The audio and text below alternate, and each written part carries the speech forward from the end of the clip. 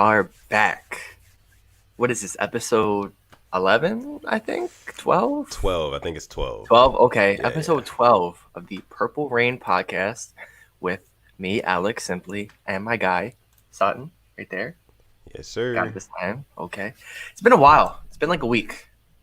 Very It long has. week. I've missed this. But in this past week, a lot of good things have happened as a Ravens fan. I think we can all say that. Mm-hmm. We're back in the playoff picture. You know, like the title says, win and we're in.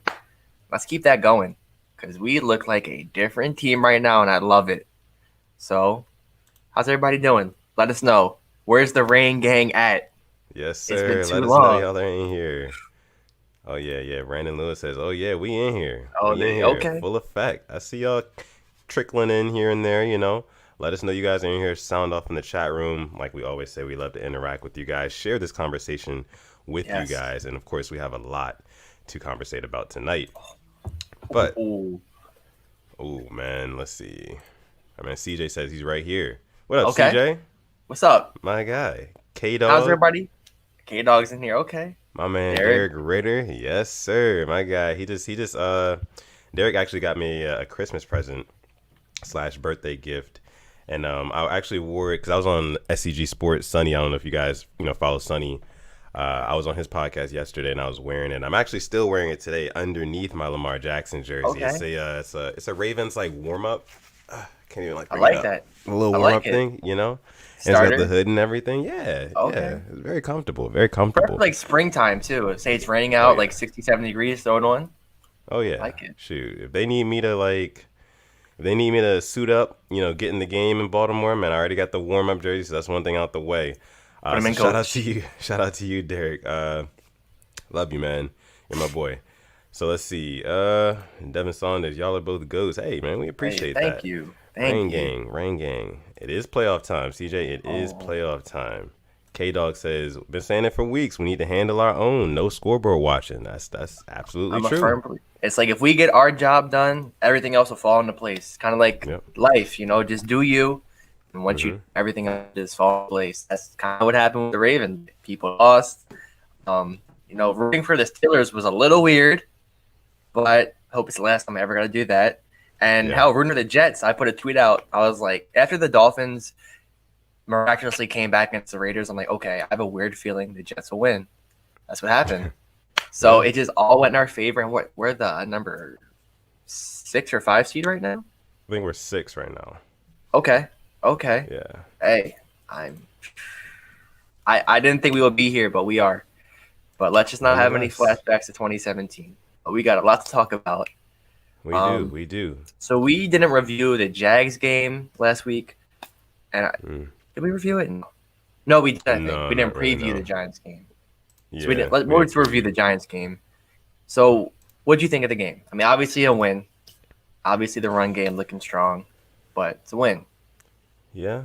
I mean, it's a win. Yes. And, I'll take any – because I don't want to say it was an ugly win, but it kind of was, for our standards, just considering what we should have did to the Giants. We should have beat them by at least like 25 points, I would say.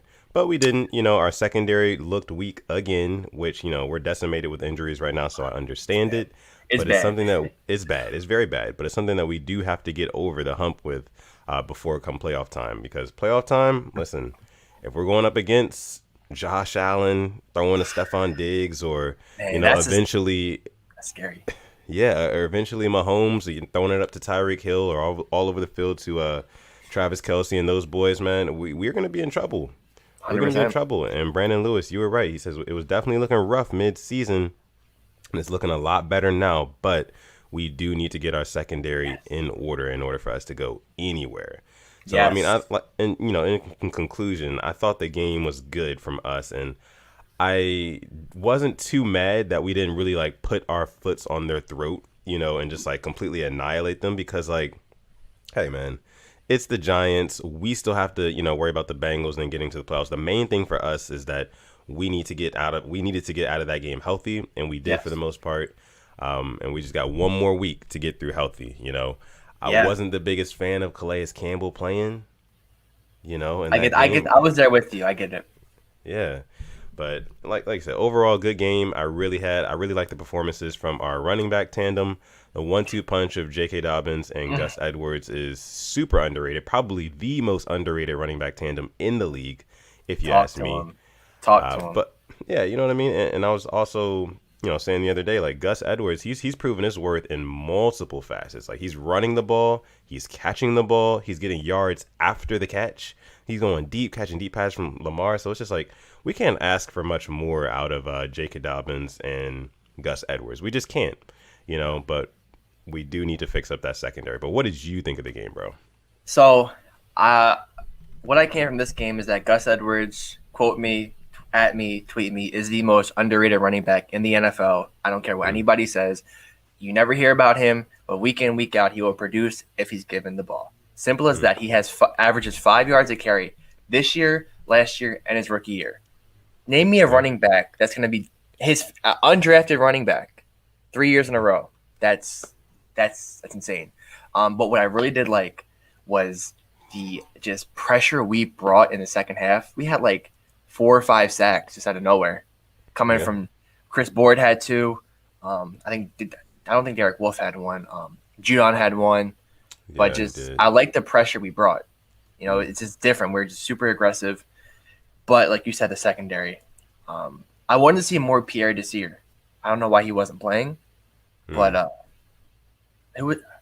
Avery played all right. I'm not going to be this guy and just rag on him, but we just got to fix that secondary up. And we did just lose Geno Stone. He got picked up on waivers by the Texans. So he will not be back. I didn't know he got picked up. He will not be back.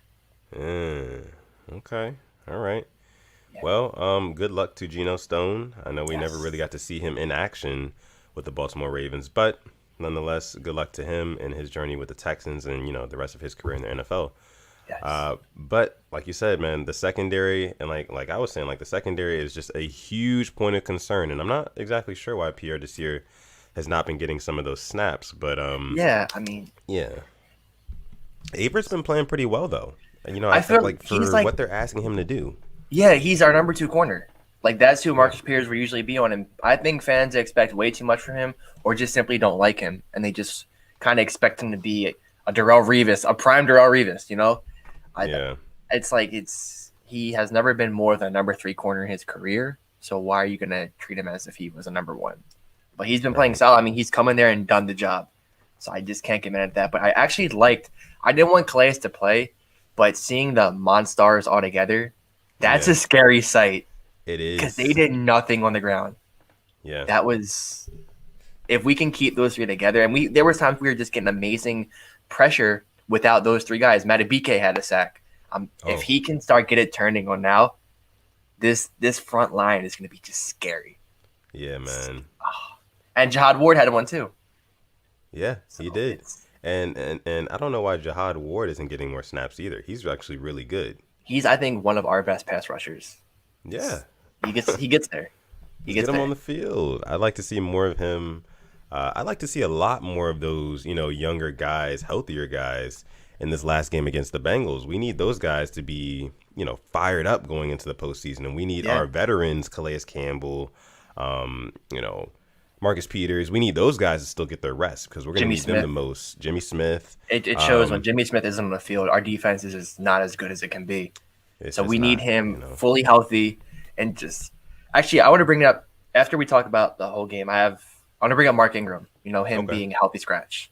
Yeah. That's another topic. But, just if we can get healthier. This time last year, we were sitting everybody. We had Mark Andrews hurt, Mark Ingram hurt.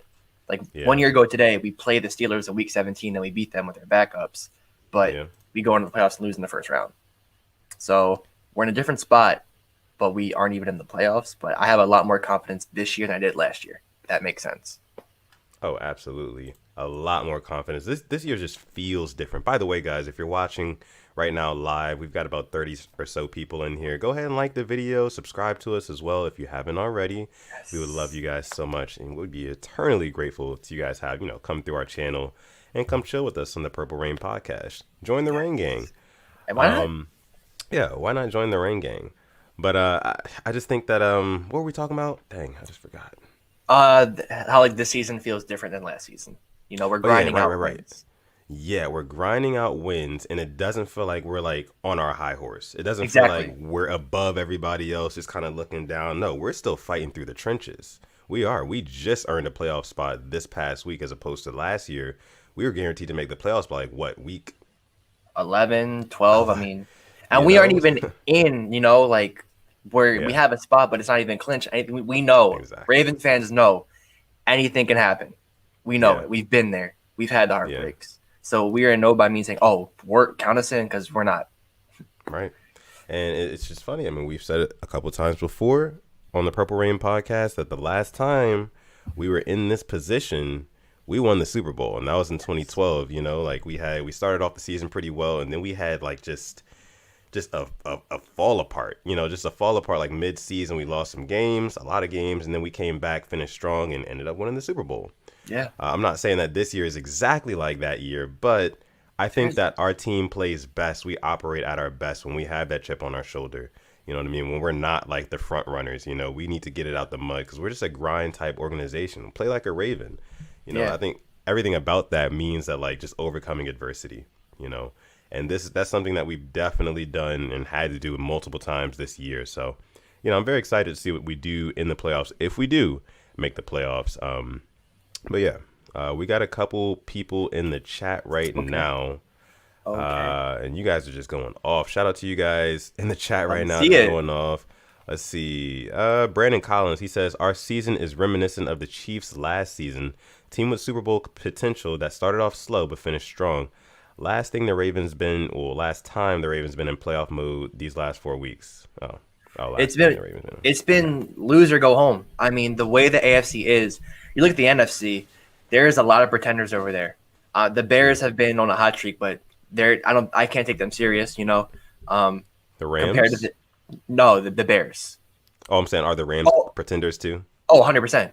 Especially Yeah. with golf now, and I'm a Rams fan. I love the Rams. Not Yeah. as much as the Ravens, but especially like they don't look like they have it. So you look at the AFC, the Colts, I mean, they are a good team, lost to a Steelers team that just may have just found what type of team they are. They know that they just came back on them. You have the Dolphins with a great head coach and Brian Flores, a great defense. And then you have the Titans and you have the Ravens and then the Browns. So, there is no room for error in the AFC compared to the NFC. Because if we lose this week, we're not even in the playoff picture, I'm pretty sure. And if we lose a few other weeks. Yeah, if we lose this week, I know we're going to need like a good amount of help to get in. I believe if we lose and then the Browns lose as well, we'd still sneak in, if I'm not mistaken. I think, we'd still sneak in if the Browns lose. And the Browns, they happen to play the Jets. Well, not the Jets, but who do they play? They play the Steelers without Big Ben. They're playing Mason Rudolph led Steelers, who the Browns have to play to finish up the season. So we just basically, you guys see the title up above me and Alex had, just win and we are in. Nobody cares about our excuses. Nobody cares about what else has to be done outside of the Ravens organization. We just need to win and we are in. Show them the shirt, actually. Let's see the shirt. Nobody cares. Work harder. Work harder. That's all it is. It is simple as that. And it seems like we've been working really hard as a team. So, shout out to the Ravens franchise organization. Everybody who has just, played a part in turning that season around. You got to love this team, right? Yeah, you have to. And it's going to show out. Look at the Jaguars game. Tyree Phillips, like that play, an offensive lineman picking up and running for a first down. Yeah. I mean, just seeing that, no matter who has the ball, they want to make a play and they want to help this team. And that's what being a Raven's all about, just doing anything you can to win and just hard work. Simple as that. That's facts. Let's see. Who is the Bengals QB? Ryan Finley. Is it? Yeah. Ryan Finley is going to be starting at quarterback against the Ravens. Interesting. He had a great game against the Steelers. I mean, we can't – the Bengals are on a hot streak. They are on a 2-game winning streak against the Steelers and the Steelers and the Texans, and they had a great offensive game against the Texans. Their running backs did their thing. Yeah, that's true. Let's see. Our guy Fatal Storm Clan is in here. Shout out to you, man, loyal viewer. Yes. And everybody else who's watching right now. Shout out to all of you guys. We love all you guys for coming and joining us on the 12th installment of the Purple Rain podcast. Why Jumper? shout out to you. He says, do you guys feel like we should draft a number one pass rusher, somebody that needs to be double teamed? Here's the problem with that. We're not going to have a high enough draft pick to get a guy on that level. Like, I think like a Chase Young. Yeah, like a Chase Young. Michael Thomas said something that I found very funny about Chase Young. He said, you got to lose a lot of games to get a guy like Chase Young.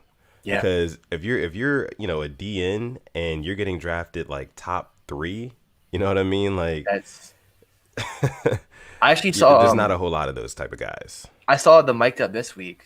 Just a all-around leader. I think it was he came in and he was hyping him up. Like, I wish the Ravens could get a guy like Chase Young, but like you said, just the amount of games you have to lose to get a guy like that.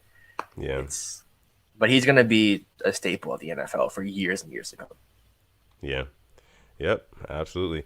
And I think Sling Blade Keese, he said in response to that, no, we don't need another defensive player. Let's get our offensive player in the first round of the draft. Don't hate it. Don't love it, though. I still think that, if we're going to go offense, O-line, Yeah. Or do you disagree with that? Do you think we should draft somebody else before O-line? I mean, I'll be honest, Ben Powers has solidified that right guard spot. But I just,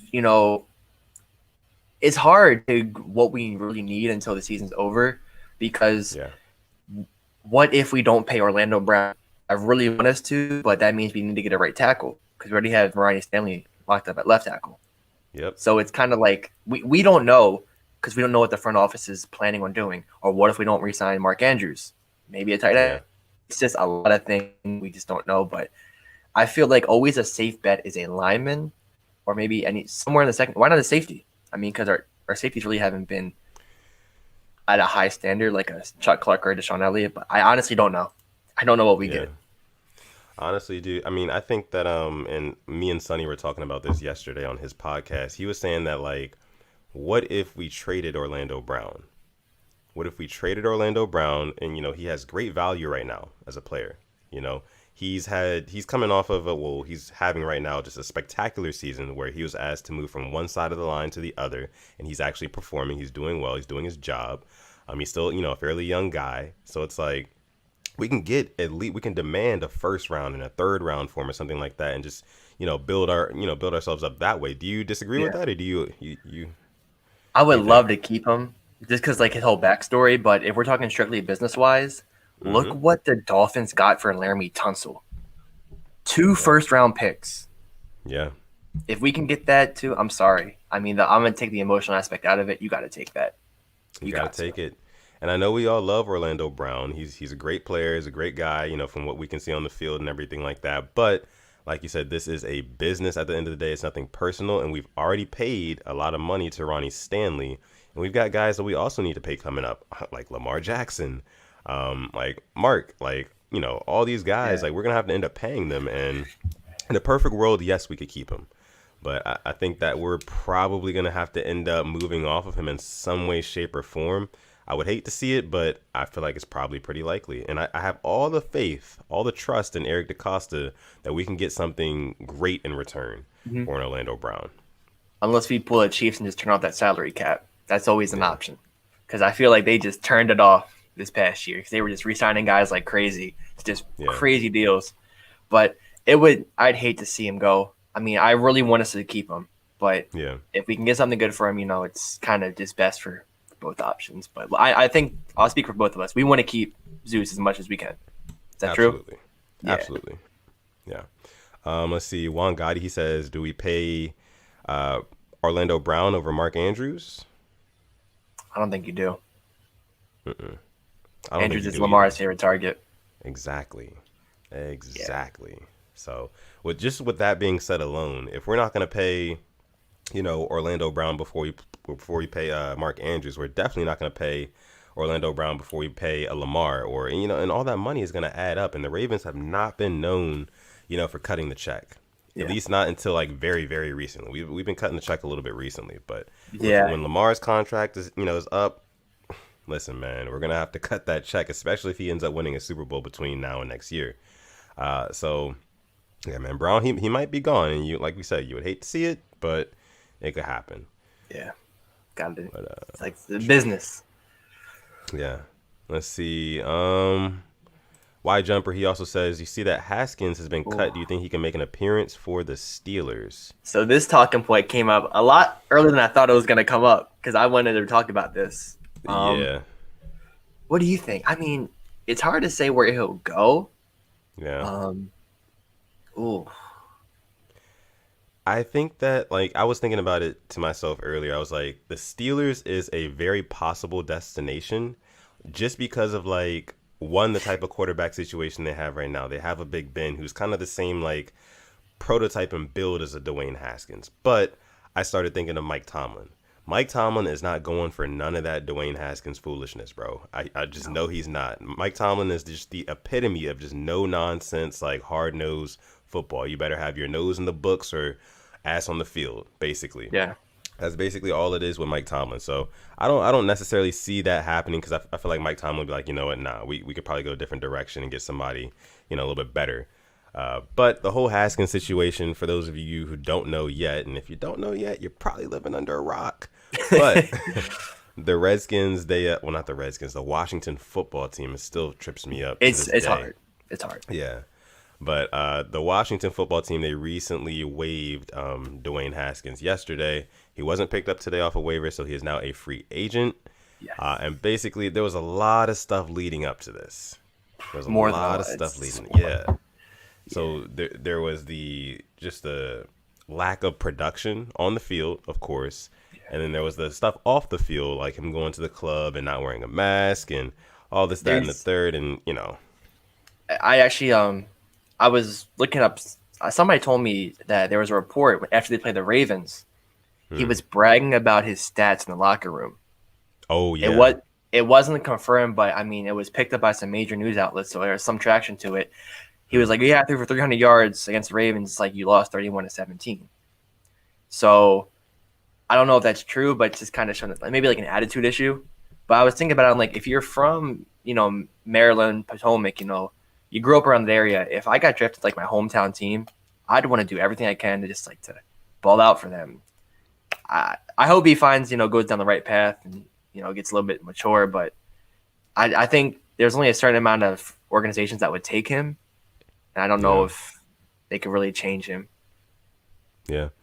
I mean, I feel that I also, part of me feels like Dwayne Haskins never really got the fairest shake. He didn't really get the best opportunity. And with a lot of like, quarterbacks and stuff like that, like young quarterbacks who get drafted, these franchises are building around them. Dwayne Haskins didn't get anything built around him. He was basically thrown into the fire and was told, well, he was thrown into the ocean rather. And he was told, hey, look, sink or swim, new head coach. You got one weapon. You got Terry McLaurin. And then, other guys kind of developed throughout the year. Antonio Gibson, Logan Thomas started stepping up, those sort of guys. But at the same time, there just was really never, they could never really get anything going. Their defense was keeping them in games. And the problem with Haskins was he was making a lot of mistakes. And the difference between, Haskins and some of these other guys that are getting drafted at quarterback at this young age is that they're being allotted more time for their mistakes. And it doesn't have to do with, and I know people probably, will try to pull like the race card and stuff like that on it. I don't really think it's necessarily about that so much as it's about the market that we're playing in. So you think about it. Teams like Washington, teams like Philly, teams like Miami. It's the whole NFC East, I feel.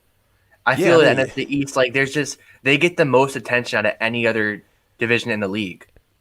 But no, you know what I think it is though. I think it's that the big markets in the league, they're a lot less patient with these young quarterbacks and these young 100%. players that come in. Because when you're in those 100%. big market cities like big New York cities, 2 New York teams are very bad right now. But they live in the time of now. They want what they want and they want it now. And if you're not giving it to them, okay, let's turn it around. Let's do something else. Let's try something different. You know what I mean? As opposed to like small market teams. Listen, the Super Bowl is going to run through either Green Bay, Kansas City, or Buffalo, New York. Those are 3 very small markets, but they all stayed down. They got their guy, Patrick Mahomes, Josh Allen, and now look at them. You know, but some of the bigger market cities, like a Washington, if you're not performing in the first year or two, you're out of there. So yeah, I mean, I look at it like I know Daniel Jones was getting a lot of slack when he was kind of thrown into the fire too. And then speaking of Miami, I mean, what they did, what Brian Flores did against the Raiders, takes a lot of balls, and I gotta say, hats off to him.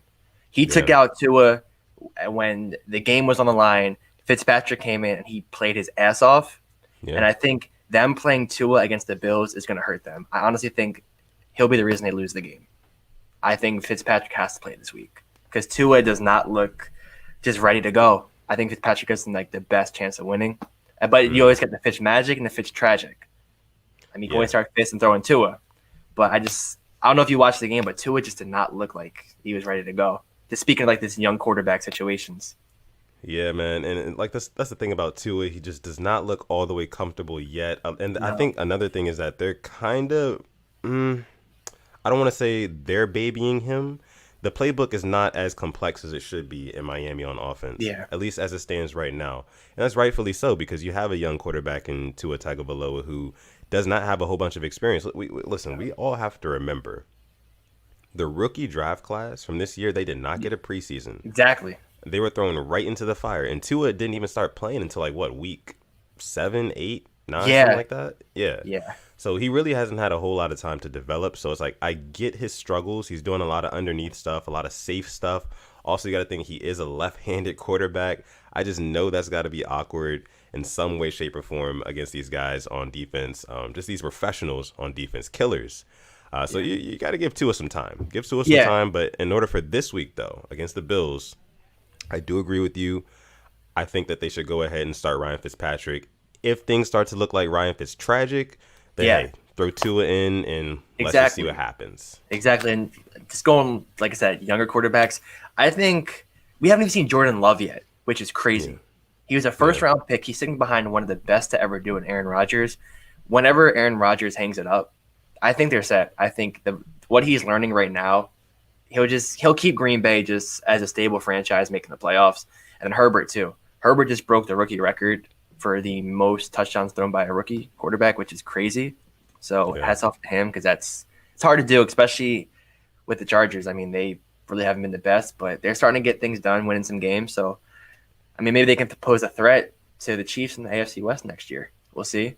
But it's always good to see the young guys balling out. You know, we talk about the guys young ones who aren't really doing their thing right now, but you see the other guys who have it. So it's good to see.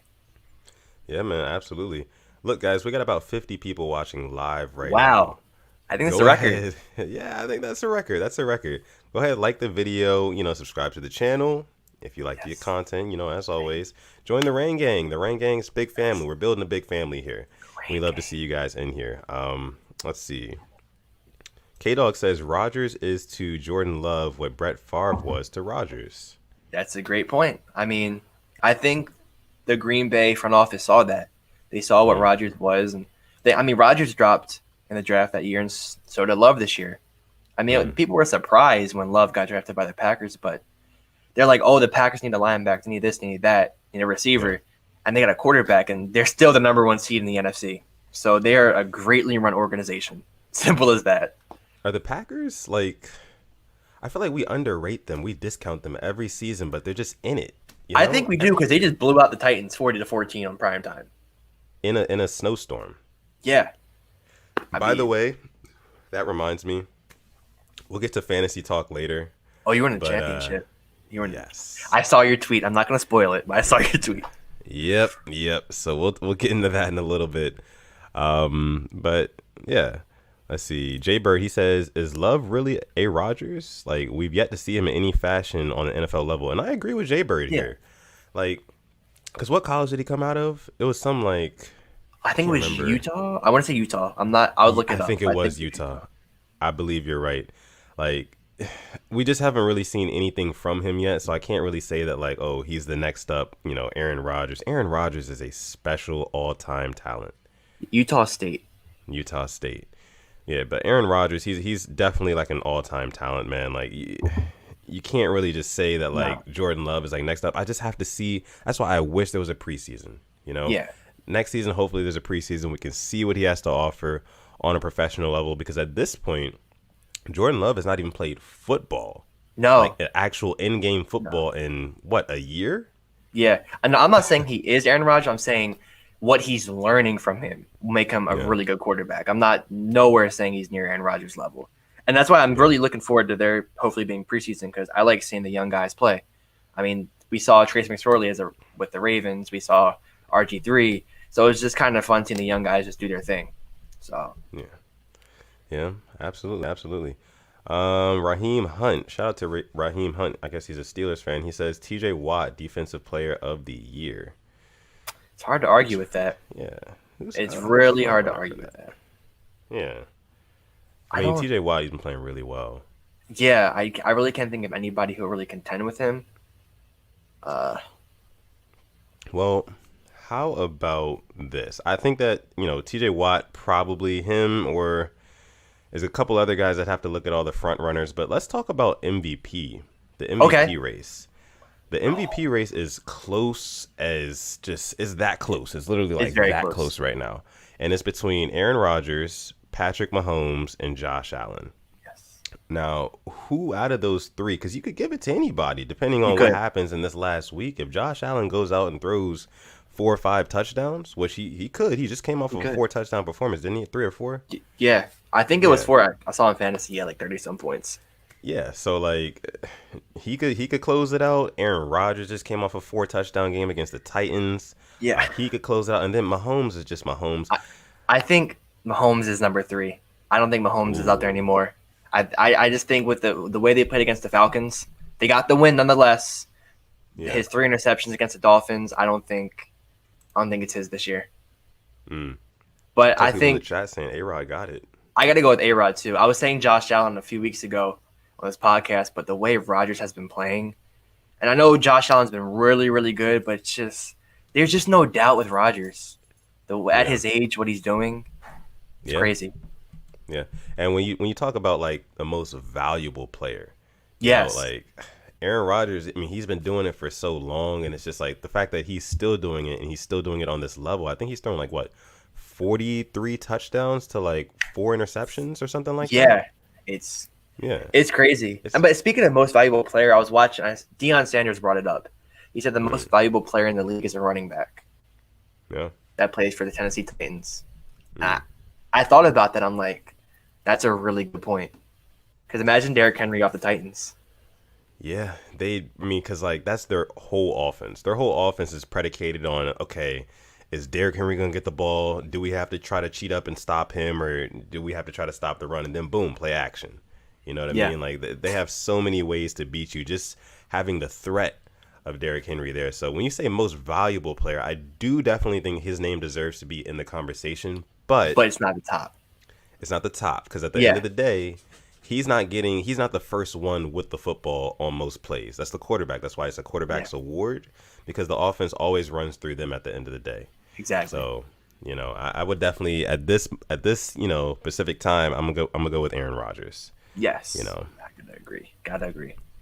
Yep. So let's see. Derrick Henry does help those horrible wide receivers a lot. I wish you could have AJ Brown on the Ravens. I would take him in a heartbeat. Yeah, me too. Absolutely. Derek Ritter, he says Rodgers. Yep. So the group consensus, Rodgers is the MVP. I think. That's what I'm thinking. What? And they play the Bears this week. Why not go and knock them out the playoff hunt? I kind of want to see that too. Yeah, I mean, I wouldn't mind that at all, actually. No, just kind of especially I love this, like division rivals. Just when people, I mean, it's happened to us. The Bengals knocked us out in 17, but there's everything to play for. There's no gimme games, I would say, unless like a team is already in the playoff. Right. It's gonna be on week 17. Very, very fun. Let's see here. So we'll get to a couple questions, and then we'll move on with some more Ravens talk. Let's see. Y Jumper, he says, do you feel like the reason good number 1 receivers don't want to play for us is because we are a run first team and we don't provide them with the most chances? Yeah. Like something like the top receivers, like a D Hop wouldn't want Michael Thomas. Michael Thomas would not want to play for us. You know what I mean? Those guys want the ball. They want to be the reason that their team is winning football games. And I know the stigma is like wide receivers are divas, and a lot of them are. Just look at like Antonio Brown. Look at other guys like Odell that, like Beckham. in the past, Odell, even guys from the past like T.O., Terrell Owens, and Chad Chad Ochocinco. Those guys Johnson. were all deals. So Yeah. yeah, they want the football, and like with this team, it's like, listen, you're gonna get maybe one opportunity a drive to catch a football from Lamar, maybe one. Other than that, you're running up to the line of scrimmage knowing in your mind that you're gonna block. Yeah.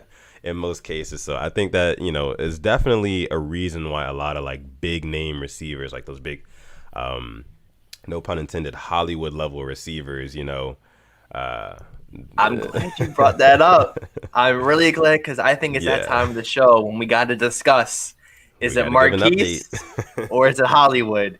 Because he has 4 touchdowns in his past 5 games. Yeah. Didn't have a drop pass this week. Had a touchdown as well. Great route. Found the soft spot. Caught it. And he had another good catch where he jumped up, brought it in with his hands, not with his chest, with his hands, and caught it for a first down. He's been listening. So I want to ask you in the chat as well. Are we going to – I think, personally, I would give him one more week. But is it Marquise or is it Hollywood? You tell me. Ooh, man. I'm gonna have to go Hollywood, man. I'm gonna Okay. have to go Hollywood. He's been stepping up, and that's all you can ask for. You know what I mean? Like he's got a touchdown. I think 4 of the last 5 games, is it? Mm-hmm. Or 3 of the last 4, something like so that. he had Browns, Cowboys. Mm-hmm. Didn't score against the Jags. Who do we have before the No. Jags? Scored Giants. And Yeah. who else did we play before that? Oh, and Steelers. The loss against the Steelers. Yeah. He The did have a long touchdown. Yeah, man. So I mean, like, listen, he's been stepping up.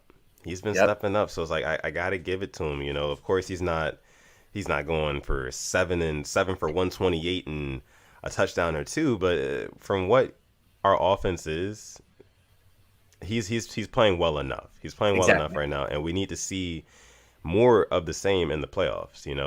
And he even showed flashes in the playoffs last year in that Titans game. He was so good. He was good. Our best player next to Lamar that game, I would say. Yeah, absolutely. And let's see, the chat is saying that, let's see, Christopher Swain, he says Hollywood. Okay. Aaron Terrain says still Marquise. K-Dog says still Marquise. Okay. J-Bird says Holly Keys. Okay. Man, D Skinner FX, shout out to you. He says he got to wait after week 17. I respect that. I respect it. That's what I'm sticking with. Yeah. Let's see. Christopher Swain, he's been consistent. He's gotten a lot better. Hollywood has been initiating contact, which he never does. That's a great point. That's a good point. Yeah. I was glad you saw that too, because there was he caught it, and I'm like, oh, he's just gonna go down, but he was just fighting. I'm like, okay, I'm not used to seeing this, but I'm happy with it. Yeah, you love to see that from a guy like Hollywood, who just, for at least up to this point in his career, it seemed like every time that he was, facing contact, that he was just going to the ground. So it's good to see that, he's actually kind of coming along here. Somebody else says, David Booth says, Miles Boykin has been coming along. What's your thoughts on Miles Boykin? So I think ever since we got Dez, he stepped up. Because the first game we got Dez, when he was in the practice squad, was the game against the Steelers, which we lost. It was the one in Baltimore when it came down to the end, the whole Willie Snead thing. But he had a touchdown catch that game. Yeah. And then since then, I mean, he hasn't been making consistent catches, but when he gets the ball thrown to him, he'll catch it. Yeah. He had a touchdown against the Cowboys, against the Jags, where he went up for it. Had a good catch against the Giants too. So I definitely got to agree. He is coming along. He's not what we expect him to be. He wants 18, 19 catches, but his catches matter. And he's a great blocker too, and he fits our offense. He is a great blocker. Thing is about him, I just wish that him and Lamar, because it seemed like he's good for one catch a game, one good catch a game, or one good play, and then other than that, he's just pretty quiet, just silent. I want to see him have a game. I want to see just that. I want him to have a game. Yes, he's got to have a breakout game where he goes. Why not now? Why not this week? Please, just give Lamar some sort of confidence, more confidence in you, because that's all Lamar needs, really. Lamar, he will sling you that football. You can see with how much he trusts Mark Andrews. And Dez. He trusts Mark. I wish I had the trust that he has in Mark Andrews, because Right. There was the one play where the sideline where he went out of bounds, Yeah. and then came back in. And he still caught it. It was a flag, didn't count, but hell of a throw and hell of a catch. Yeah. Like, or the one where like Andrews he wasn't like triple covered, but by the time the ball got to him, there was like 2 or 3 guys around him. Exactly. And he still came down with it. It's just like to have that kind of trust in a guy is the same trust that I wish Lamar would have with a Miles Boykin. He's kind of sometimes he forces the trust with Hollywood Brown because they're best buddies or whatever. But yeah, and then Willie Snead just being Willie Snead. Shout out to him. Reliable. We gotta give a weekly shout out to Always. Willie Snead. The weekly Willie shout out. I like he had that can get taken out of context, but oh man, I mean, but Willie Snead though, he's just consistent, Mr. Consistent. You know, he had a catch in that game where he caught the ball, he got cracked and still came down with it. And I was just like, hey man, we need you. Like, you're that guy. You're exactly what we need. Just a sure-handed guy. And you say it all the time. Like you said, sure hands, just always going to come down with the catch. So yeah. Now, the guy behind you can't see it in our thumbnail, Dez Bryant, brushing the shoulders off after his second touchdown in as many games. Threw up the X. I got to see it live this time, and I just loved it. The way he found that is what he brings to the team. He found the soft spot. He found the separation, and against a former NFC East rival, you knew it was going to come. You knew it was happening because he got screwed against playing the Cowboys. Like, you know what? Giants, bring it on. And I think that can definitely, if we make the playoffs, that can definitely, be a good part of this offense because he has that postseason experience. I know Boykin has it, Marquise has it, but not to the point where Dez has it. Dez has been deep, been in the divisional, and Dez caught it. Let's get out the way he caught it. Yeah, that was a game-changing play. So I think his experience can bring even more if we make the playoffs. So I want him to get more targets and more playtime as well because he has earned it. Yeah, definitely has. And here's something I think that's interesting going into this postseason when it comes to Dez Bryant and just our offense in general. The addition of Dez Bryant makes the Ravens offense that much more dangerous in the red zone specifically. In the red zone, we're damn near unstoppable, bro. We really are. Like, first of all, Lamar doesn't make mistakes down there, which is very important. He doesn't throw interceptions in the red zone. He doesn't turn the ball over, period, a whole lot in the red zone. And we've got so many weapons there. You've got Mark Andrews. You know what I mean? You have to have 2 guys accounting for Mark Andrews. Hollywood Brown, on those slant routes or whatever he does in the red zone. His speed will get you. His speed will get you. He'll find a way open. And then you have Dez Bryant, who's just like you said, just a veteran, knows how to find that soft spot in the defense, and especially knows how to do it in the red zone. We've seen him do it twice already. So, I think, got open. We're going to be dangerous, man. We're going to be dangerous. And just what we were saying earlier about the, I see somebody just put in the chat, Gus and JK. Gus and JK. Listen, man, we are riding the Gus bus until the wheels fall off. Hey, it's not a bus, it's a train. It's a train, a locomotive. And with the catch he made, he had a toe drag swag on the sideline. It was him and another Raven. I think it was Andrews. He catches it, gets up, turns around, has somebody on his back, fights him off, trucks somebody else, says "Get off me," and then keeps going for another 5 or 6 yards. That play was amazing. I just think that right there was like an angry run and a toe drag swag all in one. So I want more Gus and I want more JK. I'm very happy with our offense right now. Like I said, did we forge a new identity? I got to bring it up. Did we forge it? You know what? Now that I'm thinking about it, did we forge it? We kind of did. We kind of did. It's been looking really good lately, and it's been predicated. I'll say this. I don't know if we forged a new identity so much as Lamar is just playing amazing right now. When you watch Lamar Jackson play football right now in these last 4 weeks, MVP the things that he's doing, MVP level play. The guy he's making plays left and right. And what's the most important thing is that he's keeping drives alive. No matter what it takes, he's doing that. He's keeping the Ravens offense on the field. And when that happens, it gets very, very hard to stop us. The best way to stop the Ravens is to make them go 3 and out. Because if they get a first down and they get rolling and they get to, 3rd and 4th and short situations, Can't stop it. You just can't. Like, it's so hard to stop. But I think in the first quarter, the Giants had 3 plays. 3. We held the ball main of the first quarter and main of the first half. Yeah. If we can get that going, if we make it, I'm not going to say when, I'm going to say if. We got to play like how we play now. We cannot do what we had done the past 2 years. Because if we do, bye, Greg Roman. I don't care what you've done these past few weeks. You got to keep it going. Yeah, absolutely. Darren Terrain, he brings up a good point in here. He says, I like our run schemes when we pull our tackle and our guard. Yes. Absolutely, man. It seems like every week Brian Billick is breaking it down in a different way. Our guards are pulling this way or that way, and we've even got misdirection going on. So, and then it just goes to show, man, we're paying attention to detail, which is something that we were not doing as well in the first half of the season. And on a lot of these like design run plays where we're pulling our guards to the left or right and freeing up running lanes for whether it be Lamar or J.K. Dobbins, people are getting their blocks, holding their blocks, and our skill players, so Lamar, J.K. Dobbins, and Gus Edwards, they are not hesitating. Not hesitating. They're hitting holes. They're hitting them hard, and they're trying to get extra yards after contact as well, which is just amazing. You love to see it. And yeah, Christina Williams, she also brings up a point. Eric Tomlinson has played part 2. Stepping into that role. Yeah. Like he's played with us since that Steelers game, the Wednesday game. He hasn't made a catch, but his blocking, next time you watch the Ravens, watch him blocking. He is a great blocker. I know we said it's hard to replace Nick Boyle, but he's done a great job. I just trying to emulating it.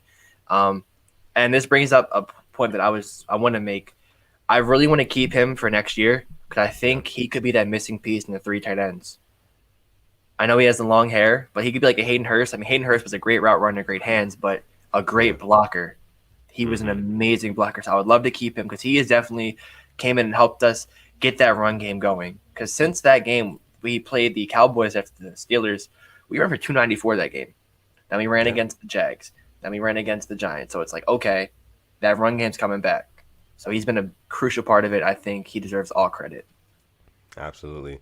Just, one of the many unsung heroes on this Ravens team. And that's how it goes. You have your players who are just like the top and we expect them to ball out. But then you have your players like Eric Tomlinson, you know what I mean? Like a Jihad Ward, like just those guys who are just like low on the lower keys and they just ball out for us and they do so much good stuff. So shout out to them. Shout out to this team.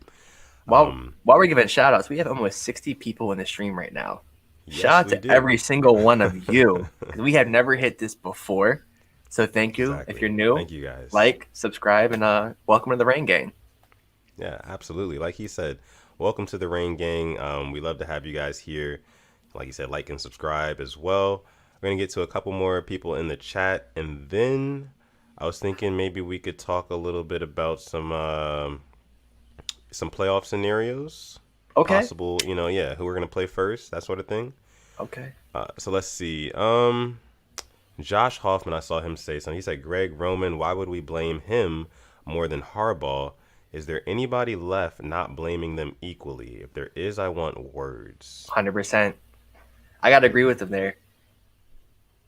I mean, cause you think about it, the past 2 playoffs, you can blame on the offense as much as you want to, but when does the head coach get some blame? You know what I mean? Yeah, you're right. It's kind of hard, though. I don't know. And somebody else, here's my thing. David Booth, he says, let's be real. Roman changed? Did Roman change or did the offense make the change in Roman? These are some great points. These are some very good points. Y'all are speaking facts. Y'all speaking facts tonight. These are the things that need to be talked about, I'd say, in the media because you never hear about this. You really don't. And these are the questions, because it was kind of known that Greg Roman was not doing the best job as coordinator. And fans, if you go under any of the Ravens tweets, like fans were calling for Roman's head. You go into them live streams when they're asking players, all you would see is just the fire emoji and Roman. Roman. The fans did not want him here, and I know people from the Ravens organization saw that. So that's a great point. I'm sure like both of us at some point have probably called for Roman's job in some capacity. So it happens. But let's see. Just another reason why we've been doing a lot better. Our guy, Adit Mahmood, shout out to you, my guy. He says, we've been stretching the field horizontally and vertically a ton recently, and that is giving us space. Combine that with big linemen and tons of misdirection, and the defense is 5 to 10 yards behind. That's true. When we're spreading the field out, we're making teams guard every inch of the field. And that's important when you have a team as fast and as explosive as we are.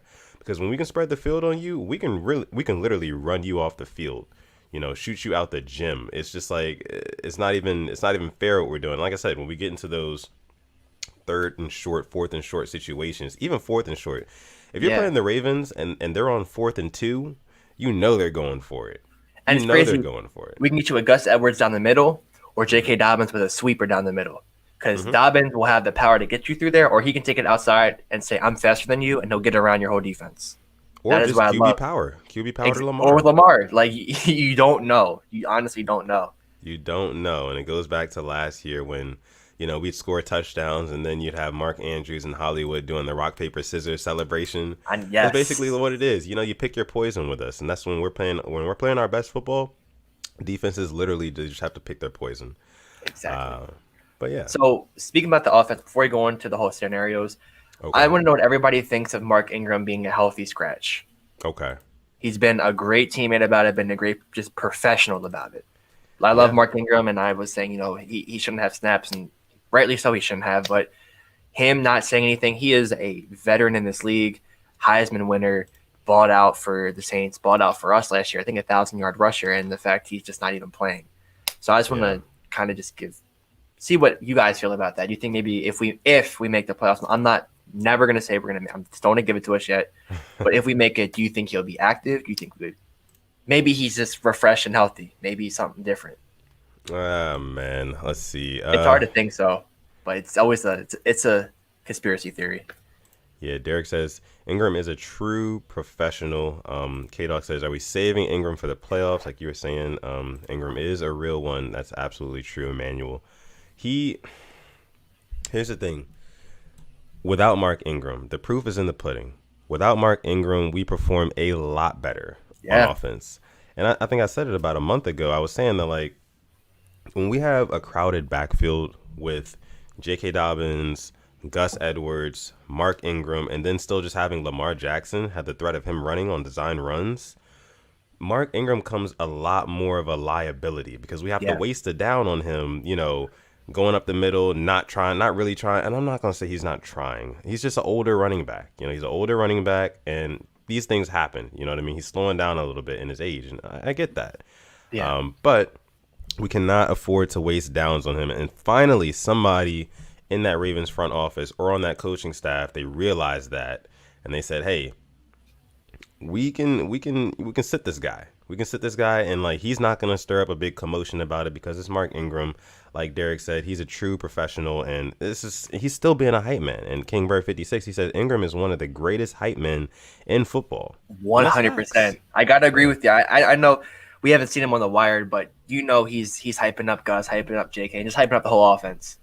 Yeah. So you don't even have to be shown videos because you know what's happening.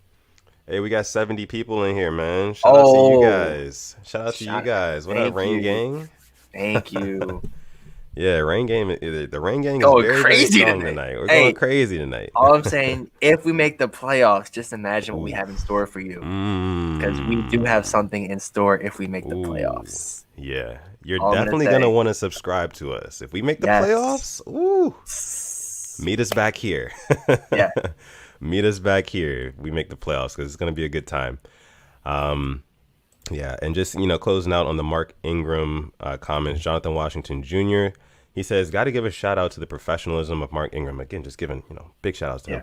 He says, I know it's disappointing realizing you don't play a significant part in the offense anymore, but to still be a true leader and role model, exactly, man. You cannot teach that.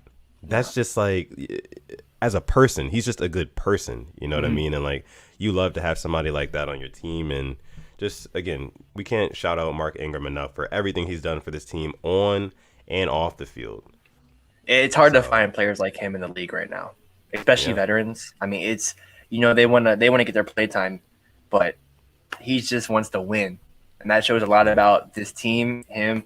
So hopefully we can get a ring for him because he definitely deserves one. I don't want him to be like, he's one of the best players to never win a ring like a Steve Smith. Let's get that ring for him. So. Yeah. All right, so let's see. Because listen, man, before we get to the whole playoff talk, I already see people in the chat. 1 week at a time, absolutely. Yes. Stay focused, absolutely. We cannot sleep on the Bengals. We No, can't sleep on you anybody. can't. No, The Bengals are because we good, and they we know slept on the us. Titans last year too. We slept Yeah, on them. You can't slept say real we hard. didn't. I was napping. I was napping real hard, man. I'm not gonna lie to you. And Yeah, we ended up getting slapped in the face, but hey, it is what it is. But hey, look, this wouldn't be any fun if we didn't talk any scenarios, any exactly. hypotheticals. It's That's what not a just podcast is Ravens. for. It's It's not kind of just just the whole Ravens. playoffs. Yeah. It's the whole playoffs. We're trying to see what's going down here. If the So season ended today, there we yeah, go. We're not. if the season ended today, let's see. And I think I have. Let me show you guys a graphic here of what we're looking like for the playoff picture currently. I see some 4th and 12s. Oh, I remember that. I think Mm, December 31st. I think 2017. I remember. yep. Remember that like that was like one of the few games I shed a tear to because that hurt. That hurt big time. I think, man, talking about Ravens games, I've shed a tear too. I think I did shed a tear for that. I might have shed a tear for that game because we were so close. But I And we think came like back too. We came back big time. It was like my 21-10. my most painful moment as a Ravens fan was I can't remember the exact year it was. I think it was probably like 2008 maybe. And the Dolphins were terrible. They were winless. Oh, The Dolphins were winless. And we lost to them in overtime. When I tell you after that game, I went upstairs in my room and I literally cried, man. And at this point, I'm probably like, how old was I in 2008? I can't even remember. I had to have been like, I don't know, 13 maybe. I don't know how old I was, but I was young. I was a youngin and I was just devastated. So my guys who are in the chat here and my guy Alex, of course, who are longtime Ravens fans and remember that, you've seen the darkest times of the Ravens. But yeah, 2017 against the Bengals, Tyler Boyd making that catch, getting the go-ahead touchdown to beat us and, keep us out of the playoffs. That was painful. Painful. Absolutely. And the Bills made the playoffs that year and just got ran over by the Jaguars. So it's like Yep. they made it for nothing. All But for nothing. now, when you were crying, was it more because the Ravens lost, or you knew you had to go to school and you were going to hear about it losing to a team that bad? Because that was the it was a pain of me. combination. Yeah. It was a combination of both, man. I was just like, man, like we should not have lost to that team. Like it's the most embarrassing loss. It's the type of loss that makes you not want to watch sports shows for the entire week until the next Sunday. You know what I mean? Like it was one of those type of losses. And I see a couple people bringing up a couple different situations in the chat with their worst moments as Ravens fans. I love this. You guys put in your lowest moments. Talk, Yeah, let's talk a your lowest session. moments as Ravens fans. Exactly. Let's see. Billy Cundiff was the worst moment. 2011. Oh my gosh. I got a story for that. Yeah, When that happened, I had a basketball game after that game, like a rec basketball. Like I didn't even want to play because I'm like, I can't even think about that right now. Yeah. And just because I was like, because the whole like you get the high of Lee Evans, like, oh, he caught the touchdown, to the low of, okay, he dropped it. Okay, no, we're gonna get a field goal, and then he just skies it. I don't even know, like, just shanks it. It was bad, man. It was terrible. I was, and then you see like on the sideline, Vince Wilfork just holding up his big arms. He's just like, yeah, we won. And I'm just like, oh my gosh, man. And then this Terrell cannot Suggs go like any worse. he missed it. Yeah. Terrell Suggs, mouth open as always. He's just like, oh. Shout out Terrell Suggs. How is he doing? Is he still playing? No, he's not playing. He got that ring with the Chiefs last year and dipped. Got 2 rings. Oh, he did. That just solidified his Hall of Fame career. I mean, I want him to retire as a Raven because he hasn't retired yet. Not like a one-day contract. Yeah, let's see. Chris Hall, he says, did y'all cry when AB ended our season in 2016 on Christmas Day? See, I didn't cry, but like the good thing for me was it was winter break. So I'm like, okay, I don't have to go to school the next day. But like, I knew I was going to hear it when I got, like, that was the worst part, was going to school and just hearing about it. Because there was always the fans that weren't Ravens fans, and you would hear about it. Right. Oh, man. It was bad. It was very bad. Call me crazy, but Evans is held more accountable than Cundiff. That Lee Evans, we've been so close. We've been this close so excuse me, so many times as Ravens fans, but Yeah. it's just like sometimes we fall short and it sucks, but it happens. Nicholas Branch said, when we lost to the Titans, I deactivated all my social media apps for 2 weeks. I can't feel you, blame you bro. there. I really can't blame you there because I feel you, man. actually I I know. literally, oh my God, dude, man, just real quick, like I had to face the music on after that Titans game because like at work, I wasn't talking a bunch of trash, but I have like some Cowboys fans like as coworkers, and they like to talk a bunch of trash no matter how good their team is doing. So I was talking trash to them, you know, that we were doing well all season. We're 14-2 going to that Titans game. We lose. I was off work the next day, that Sunday, but I decided to go to my job anyway. Just to, show face, you know what I mean? I didn't want to be that guy. You're a man. You're a I'm a man. You're not man, avoiding it. I'm a man. I showed up in my Ravens hoodie and everything like that, and they let me have it. I was painful, but I deserved it. So, it happens like that. Let's see. The Yeah. the 2014 loss to the Patriots, we had two 14-point leads. I really felt like that was like that year, like I was like, I had never seen a Ravens offense like throughout the year with Kubiak at offensive coordinator. I'm like, we got Steve Smith, Torrey Smith, Kamar Aiken is doing his thing, Owen Daniels is doing his thing, Justin Forsett is doing his thing, and rest in peace, Lorenzo Taliaferro was doing his thing. Everybody was. I'm like, okay, but then our secondary was absolutely awful. Our secondary, we had like old Kyle Arrington in there. Jimmy Smith was hurt per usual. It wasn't good. It just it was not good at all, man. So I mean, needless to say, we have had our very fair share of heartbreak, bad times, pain, anguish, all of that good agony stuff, man. So we've still got about 60 people in here. Shout out to all you guys watching live still. We're gonna go ahead and get into some playoff scenarios. This is gonna be pretty dope. I'm excited for this. Let's see here. As it stands right now, like I said, we are the 6th seed. Okay. So you guys can see here on the screen, just kind of the current playoff picture. And then up here on the top, all these games, I can select who wins or loses, and it'll show you the updated scenarios. That's cool. Okay. Yeah. NFL stepping it up. Yeah. And shout out to my boy Sonny from SZG Sports because he put me onto this yesterday. So shout out to him. And make sure you guys go follow and subscribe to SZG Sports as well. Great guy, man. Great guy. And he's out in Europe doing his thing right now. Great guy. Oh, wow. Let's see. Sheesh. So as it stands right now, we'll go AFC and we'll go NFC because, we're not just a Ravens or NFC, AFC podcast. We like to talk about the NFL. We're going to talk about the NFL. So as it stands right now in the AFC, you got the Chiefs locking up the number 1 seed last week at 14-1. And I feel like not a lot of people are talking about that. People are saying, people are discounting the Chiefs right now. They're saying, oh, the Chiefs aren't that good. The Bills might be better. The Ravens might be better. They'll show us why. They'll show us why. You see it all the time. I don't understand, bro.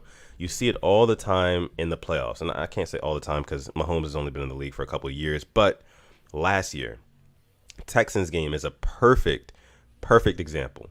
They're down 3 scores in the first half. 24-0. The Chiefs receivers are dropping balls left and right. It was probably 5, 6, or 7 drops in the first half alone. I'll be honest. All the way back. I didn't watch this game because I didn't want to watch football after the Ravens lost to the Titans. So I caught the second half. So I didn't watch the first half. I saw the score. I'm like, oh, okay. But this is all you. I can't talk about it. I didn't watch it. Yeah, man. I mean, it was amazing to watch. Just seeing that team fight and have that sort of resilience in the playoffs, because that's where you need it most. When you're down, your back's up against the wall, there is no, oh, hey, maybe we'll come back next week and give it another shot. No, it's win or go home. It's not even like basketball or baseball where there's a series. It's win or go home. It's do or die. And the fact that they were able to, step up and come back was just amazing. So you guys will see exactly what the Chiefs do in the playoffs because the Chiefs are still a dangerous, dangerous team. But yeah, just going through the rest of the seeding in the AFC. Then you also have the Buffalo Bills, who are a surprise at the 2nd seed. I'm sure a lot of people didn't expect them to be 2nd seed this year, even though they've been pretty good the past couple seasons. Yeah. Pittsburgh at the 3rd seed, Tennessee at 4th seed, Miami at 5th seed, the Ravens at 6th seed, and then the Cleveland Browns at the 7th seed as it stands right now. Wow. As it stands right now.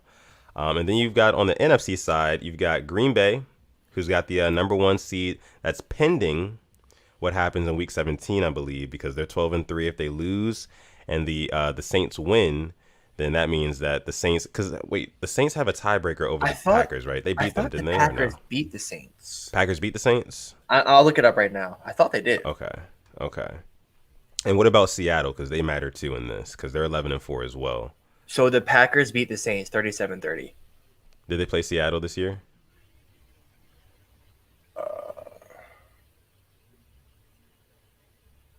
No.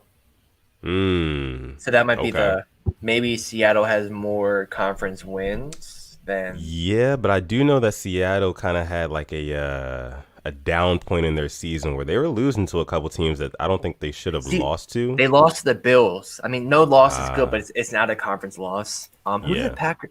The Packers had a bad loss to the Bucks. I know that the Bucks had their way with them. Let me see who the Packers lost to. See, now this is interesting. Yeah. We got to see. And shout out to all you guys watching live right now, all 70 of you guys again.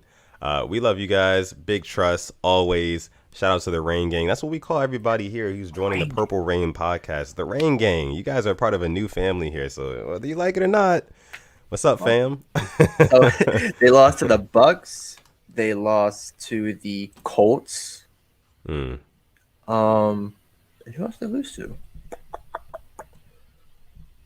I can't see who else they lost to. Oh, and the Vikings. So they have 2 out of conference, in conference losses. Let me see the Seahawks. Because I know the Seahawks, they lost to the Rams, I think, 1 game. Well, how about we do this? How about we say, let's just say the Seahawks win and the Packers win this week. I'm going to click both of those off for the Packers. They both win. Green Bay still has the first seed, number 1 seed. Can you do it if the Seahawks lose? Now, if the Seahawks No. If the Packers, if the Packers lose. If the Packers lose, okay. So if the Packers lose to the Bears this week, there we go. Seattle's first seed. There we go. So that's the one. Yep. Okay. That's it. Wow. Yep. Okay. So Seattle's still in it to lock up that first round bye. I know they locked up their division this past week, beating the Rams, but they're still very well in contention to beat out the Packers for that number 1 seed. And the Packers don't have an easy game. We did say the Bears are pretenders earlier, but the Bears are playing really good football right now. They're playing the best football. They're hot. You know what I mean? And Green Bay, I don't know if they're going to be resting on their laurels or anything like that going into this Week 17 game because, but they do have something to fight for. They do have to fight for that, that first round bye. So we'll see what happens. Yeah, wow. If that were to happen, that means the Packers and Bears will play for a 3rd time then. Yeah. Wow. Yeah. Absolutely. And I see somebody in the chat had said they mentioned, what website is this? This is actually right on ESPN. They have a whole NFL playoff machine. I thought it was on NFL.com. That's my bad. Nope. ESPN. Okay, ESPN. Wow. Actually asked that. And then Keeping It Real, our guy Keeping It Real is in here now. Yo. What's up, my guy? How are you doing, man? Hope everything's doing okay. But shout out to you. Darius Simmons, Rain Gang. I know that's right. Rain Gang. Yes, sir. Let's see. Our guy, Dr. Didi. We haven't seen him in here tonight, but he's in here. Yes. Shout out to Dr. Didi. Shout out to Boz. But let's our good Steeler fan. Thank you, Boz, for the Steelers win. We cannot thank you enough. We can't thank you guys enough, man, for that. We needed that. So, going back over to the AFC side. So, do you know off the top of your head, like any scenarios? Unfortunately, like AFC is just like, it's so weird right now. So let's just go through a couple things. Say that we beat the Bengals. That puts us at 5th seed. Let's say the Titans. Who the Titans play this week? The Texans, all the way Titans top right. Titans play the Texans. Who do we have that game? It's hard to go. I mean, they're going to be pissed off. Texans defense is very bad. I got the Titans.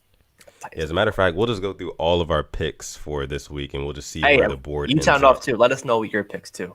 Let us know. Yeah, but I would definitely go with the Titans as well. Let's see, Bucks versus Atlanta.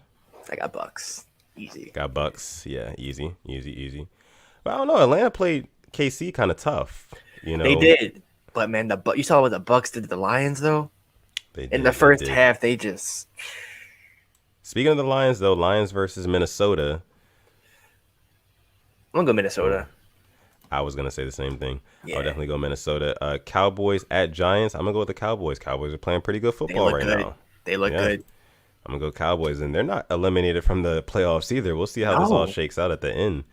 Let's see. Steelers at Browns. Mason Rudolph led Steelers at the Browns. I'm gonna go with the Browns, man. I really want the Steelers to win and knock the Browns out, but I got the Browns. It's just hard to see Mason Rudolph winning. Hey, it's his revenge game against Myles Garrett. We'll see what he does. Yeah. And of course, we have the Ravens beating the Bengals. Jets at Patriots. Jets are on a 2-game win streak. I'm going Jets. They already locked the number 2 pick. I'm going the Jets. Go the Jets. I mean, I don't know though, but you got to think this is against Bill Belichick. Bill Belichick. I feel like he's got the Jets number. He's gonna be running. He's gonna have that defense flying around, and they don't have anything to play for. But and neither do the Jets, of course, because they've already lost the contention for Trevor Lawrence in that first pick. But I would go with New England. I would go with New England, man. Okay. I feel like Darnold's kind of still fighting for his position, because Fields will be there, even though I don't agree with taking an Ohio State quarterback. But hey, once you can. Hey, just multiply me with Terrell Pryor. I mean, he switched to a receiver tight end. So, yeah, Patriots, why not? And it's in New England, yeah. But now will it be Stidham or Cam? That's something else we'll see, too. That is a good question. But Dolphins at Bills. If the Bills haven't announced that they're going to rest their starters.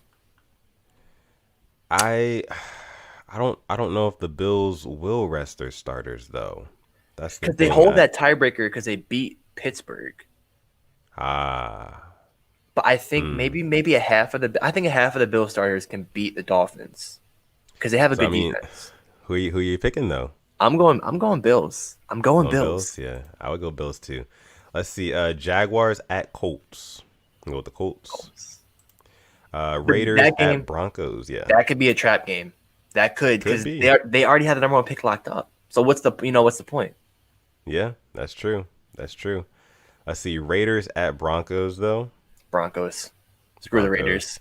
Screw the Raiders. They're a bunch of chokers. Yeah, after last week, that was very disappointing. Chargers at Chiefs.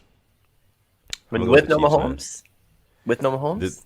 They announced he's not playing? Yeah. Well,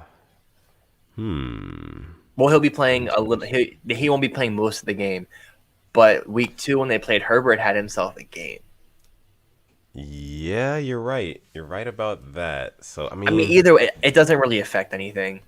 Yeah, and they've already locked up number 1 seed. So I mean, we'll just. I feel like half of Mahomes can beat the Chargers. It's Anthony Lynn. Yeah. We'll go Chiefs just for the sake of it.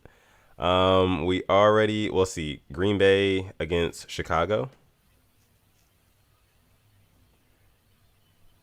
And again, we're here. We're trying to pick who's most likely to win these games. So we know it accurate. Yeah. I feel like since they're fighting for, they're both fighting. The Packers are still fighting for the 1 seed. I'm gonna go Packers because Matt LaFleur. He's a really good coach. I think he's gonna have his guys ready. Okay. I'll go Packers. Let's see, and then Saints at Panthers. Saints. Yeah. Cardinals at Rams. It hurts my chest to say this. Cardinals. It hurts because no Jared Goff. I just can't see them winning. And Cooper Kupp just went on the COVID list. He did. That hurts. News. Yeah, I'm going to go Cardinals on that. I feel like they have a little bit more to play for right now, Yeah. And the Cardinals are one team that definitely has a chip on their shoulder, because they've been up and down. But Seahawks at San Francisco. I think we're taking the Seahawks there. Yeah. Hey, CJ Beathard looked good against the Cardinals. He did. And Kittle's back. I love Kittle. He's a great personality. He's a beast, yeah. I mean, Seahawks. Yeah, I'll go Seahawks. Now that last game.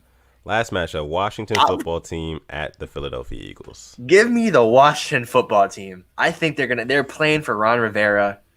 I think it's gonna happen. I think he is a better coach than Doug Peterson. I know Doug got the Super Bowl, but right now, Rivera has.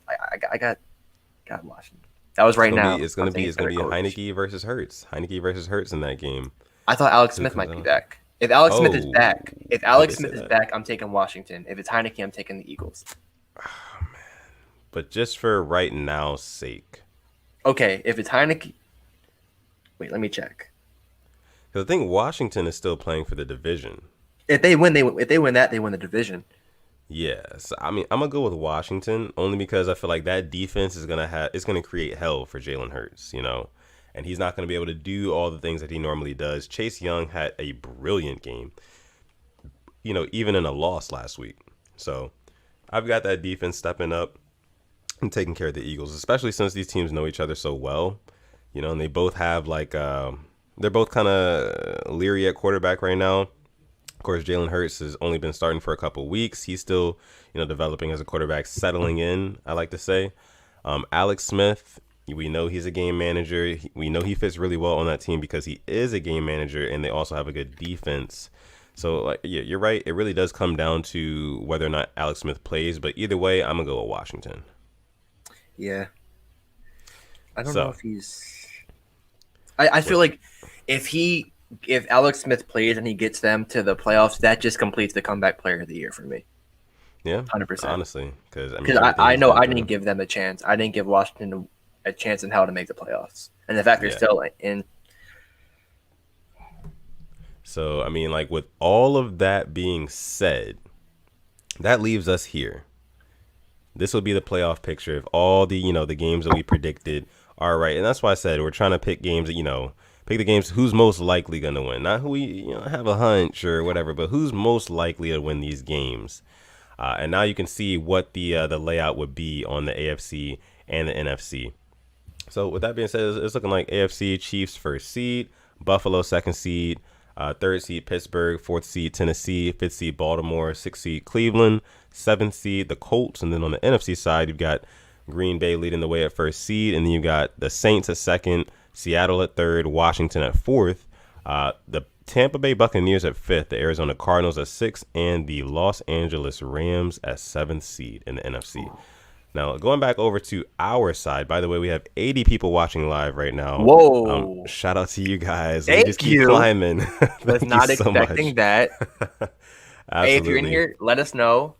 Drop a sub, drop a like, drop a sub if you want to be part of the Rain Gang. Purple Rain Gang. Hey. Yes, sir. So, I mean, you guys are amazing. You guys are amazing. I'm kind of speechless right now, but right, man. I'm speechless too. Oh my gosh, my Siri hears me. Look, guys, look. AFC playoffs. Baltimore versus Tennessee would be the wild card matchup if all of our, matchups were, correct. If all of our picks are right, wow. Wow, man. If this happens, this is the reason we got Calais Campbell. This is the reason we got Derek Wolfe. This is the reason we got Matabike and Broderick Washington. We have no reason to lose this game. I'm getting very emotional right now. Tons of people watching, and this game, this is the game. It's put up or shut the fuck up. Simple as that. Honestly, man. It's a revenge game. Revenge. DJ Aggs, he says it's a revenge game, and it really is. It's literally, we assembled this team, this 2020 team, to stop what happened last year, i.e. remember the Titans. Derrick Henry. Remember the Titans. And we already lost to them again this season. Now, granted, that was without Big Baby. That was without Calais Campbell. But we were up 21-10. We were up 21-10 that game. We were also up on the Steelers in that first game. We should have won that game as well. But, neither here nor there. But basically, my question to you, Alex, and to the whole chat, everybody watching right now, the whole Rain Gang that's watching live right now, shout out to all of you guys. Who would you, and I know, listen, for me, it doesn't matter, but if you had to decide, if you had to pick the perfect scenario for the Ravens in the playoffs, do you think that it would be best if we play the Titans first? Because, hey, we go into a Titans game. We're trying to stop Derrick Henry for 4 quarters. We might come out of that game banged up. You never know. Yada, yada, yada. Or would you rather play a team that we're more familiar with, like the Steelers, who haven't been, super good right now? Or would you rather play the hottest team in the AFC or in the NFL, arguably right now, the Buffalo Bills, and just trying to, knock them out as soon as possible? What do you think about that? You're going to take this off. I'm going to be honest. I want the Titans, Steelers, Chiefs. I don't Mm. care when you give them to me. Give them to me. I just want all three of them. I don't care. Like that, those three are the three. It's like the three boss battles. You know, in the old video games, like on PlayStation 2, you beat this one guy, then you go to the next guy, Yeah. then you go to the next guy, then you finally got like the main guy, which is the Super Bowl. Give me Yeah. those three. I don't care when we play them. Just give me them because if we want to be the best, you got to beat the damn best. That's what the 2012 Ravens did. We beat Andrew Luck, who was a hell of a rookie. I think that was maybe his first or second year. We beat Peyton Manning, then we beat Tom Brady. Yeah. We got to beat Ryan Tannehill, Ben Roethlisberger, and then Patrick Mahomes if we want to make it. Yeah, man. And it's oh God, it would be so poetic if we could go on a run like that against because the storylines going into each and every single one of those games would be just crazy. It's like going into the Titans game, it's like, oh, the Titans have they shut down the Ravens the past two appearances with them, and then they've shown they can't stop Derrick Henry, yada yada yada. That would be the story for that game. If we play the Steelers, it's like, okay, classic Ravens Steelers matchup rivalry. What's gonna happen in this one? Big Ben versus Lamar, Mike Tomlin versus Harbaugh one more time, but in the playoffs, like we saw back in the olden days. But yeah, and then also with the Bills, like I said, arguably the hottest team in football right now. Can the Bills, match up with the Ravens? Can the Ravens stop, the Bills' passing attack? The storylines will be crazy. And of course, it writes itself. The story writes itself with Lamar versus Mahomes. Oh, Lamar's 0-3 versus Patrick Mahomes. We know. What is he going to do, We know. So, man, it's just going to be either way.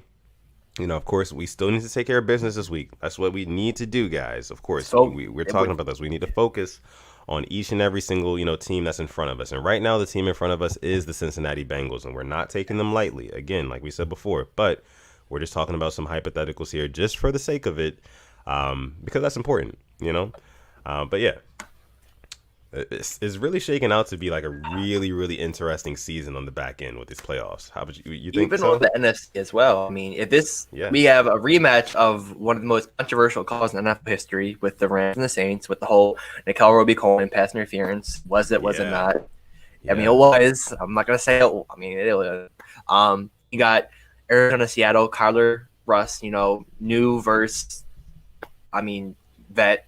Then you got Tampa Bay and Washington 7-9. I mean, we saw the last time a 7-9 team was in the playoffs. That was the Beastquake when Marshawn ran and held his nuts against the Saints, who were a good team, and it happened to the Bucks. So this will be, I think, one of the better postseasons if this happens, because you got new people like Cleveland. You got Phillip Rivers with the Colts. You got Josh Allen. The thing with the Bills that scares me, they remind me a lot of the Ravens last year. Yeah. They have a lot of hype, and they're starting to get that hype and get that traction. They could be a first-round dud. They're getting that. They're getting that big media attention that a small market team like the Buffalo Bills they do not normally get. So we'll see how they perform on the biggest stage in the playoffs. Yes.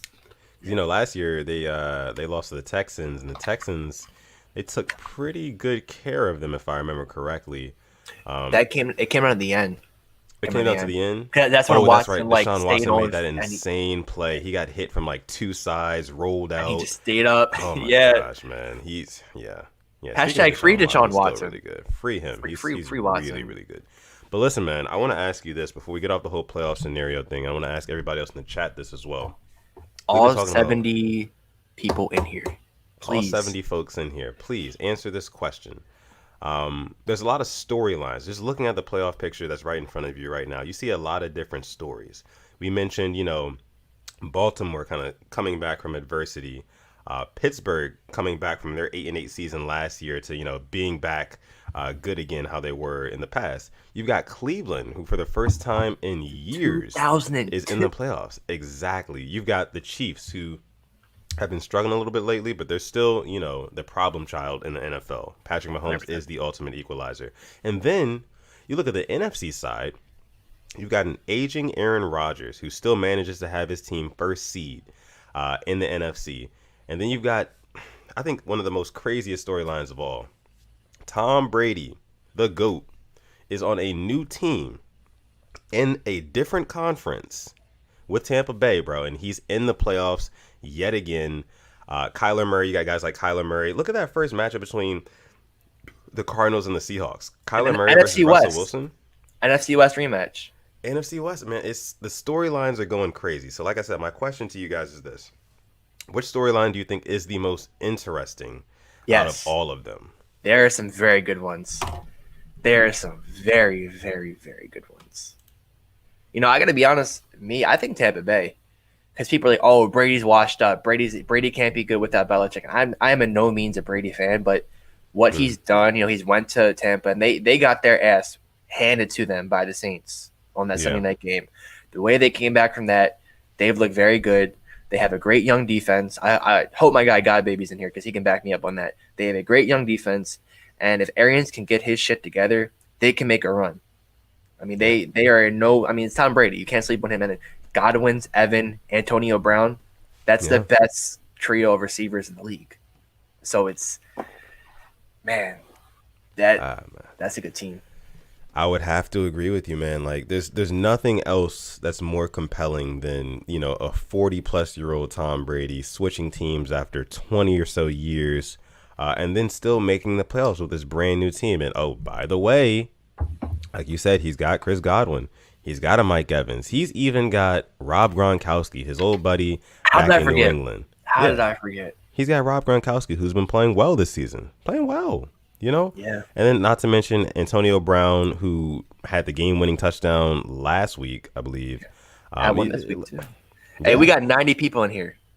90 people. Shout out to you guys, man. We've never reached a milestone like this before, so it really means so much to me and Alex. I know I can speak for both of us when I say that. We appreciate you guys so much. Like we said, we call you guys the Rain Gang. Yes. You guys are family to us. 100%. Yeah, and we hope you enjoy our content. Like the video, subscribe to the channel. You know, if you want. If you don't want to, that's okay, cool. We get it. Yeah, it's cool.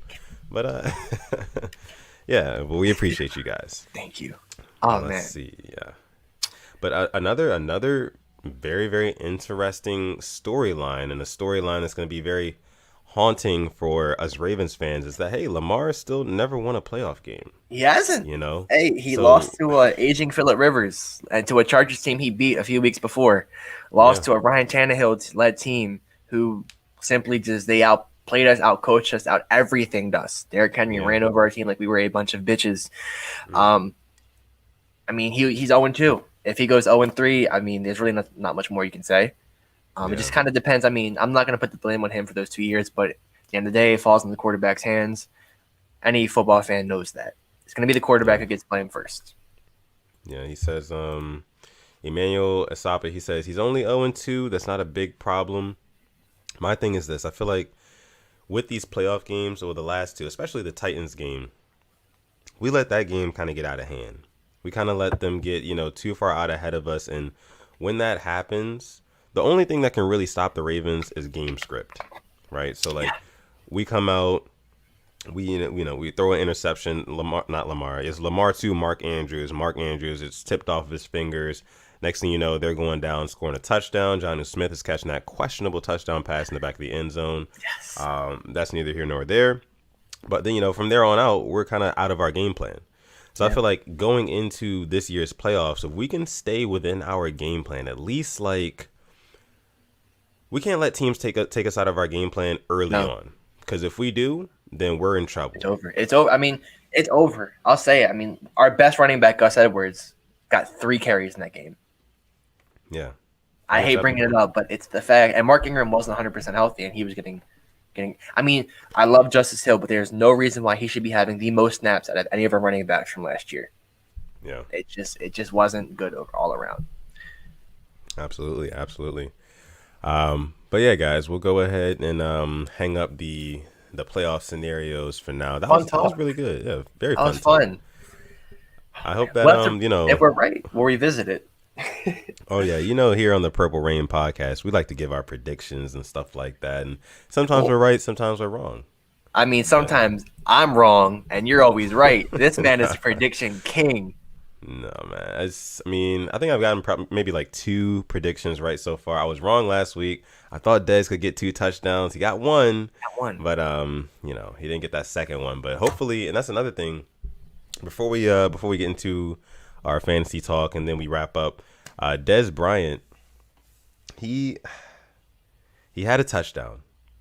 Do you think that he can be like, and I asked you this last week, I think too, our number one receiver, in the playoffs? Like, who's going to be that guy in the playoffs? Because it's got to be somebody. I don't think it's going to be a combination of all the guys. I think somebody has to really step up. I don't know if it's going to be Miles Boykin. I don't know if it's going to be Hollywood Brown. I don't know if it's going to be Dez Bryant or Mark Andrews. You know what I mean? But I think Dez Bryant could make a strong case, to be that number one receiver for Lamar when it really comes down to the nitty gritty. So I'm glad you asked me this, because if you're a Ravens fan and you're on this podcast, you remember the 2012 AFC, our run. Who are Joe Flacco's two most consistent targets? Anquan Bolden, Dennis Pitta. Yeah. All right. Why not Dez be our Bolden and Mandrews be our Pitta? I mean, that is literally what has to happen. They were surefire guys. They would get that. I mean, Pitta would just be that possession guy. He would get cracked, but he would hold on to that ball and get us that first down or get us that touchdown. Bolden would go up and get it. Dez can go up and get it. Red zone or just a first down in general. So if we want to make a run, he will have to step up, and so will Mark Andrews. Mark Andrews had, I think, 2 drop touchdowns against the Giants. We can't be having them in the playoffs. Yeah. Need to be getting 7. Can't settle for 3. See, and now Mark Andrews is officially playing with a chip on his shoulder. When the playoffs start, he's going to have a chip on his shoulder, because we know the narrative going into those games. He is like, hey, he kind of disappears. He shrinks in big games. He's not there. He drops some balls. He's just whatever. But a couple people in the chat say Dez, Mandrews. Let's see. Jonathan Washington Jr., he says, out of all the receivers, I think Mark Andrews will step up and perform in the big games. I hope so, man. He needs to. Absolutely. K-Dog says Marquise is our 2012 Tory. I don't know about that. He's our deep threat. I mean, but we don't have anybody that's like a Torrey Smith that can go and draw that PI. I mean, if I want to compare, Duvernay reminds me of a Jacoby Jones, the special teams guy, and the guy who kind of, when the ball's in his hands, he'll make things happen. Yeah, and that's why he needs to get more snaps and get the ball more. Yeah, but we don't have that deep threat, Torrey.